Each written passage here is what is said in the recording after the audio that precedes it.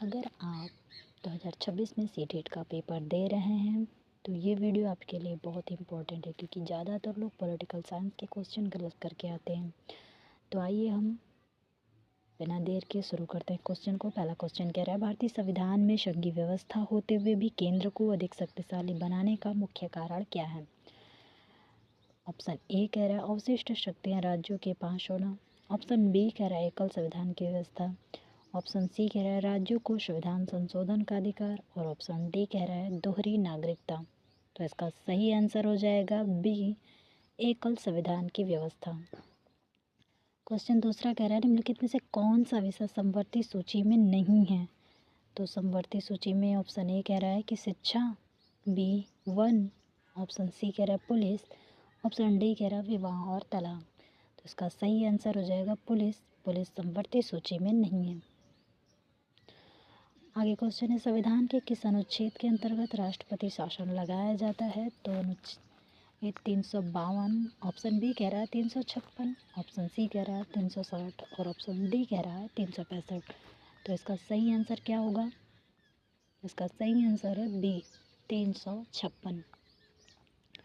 लोकसभा को भंग करने की वास्तविक शक्ति किसके पास है?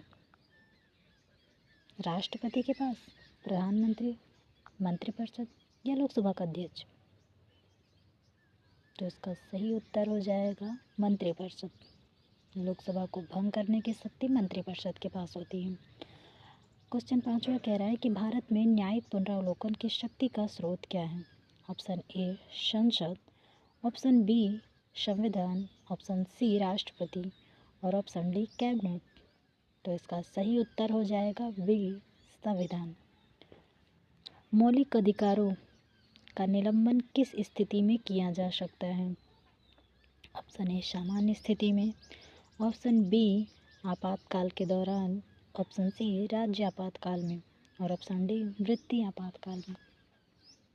तो इसका आंसर आप लोग बताइए क्या होगा? मौलिक अधिकारों का उल्लंघन किस स्थिति में किया जा सकता है?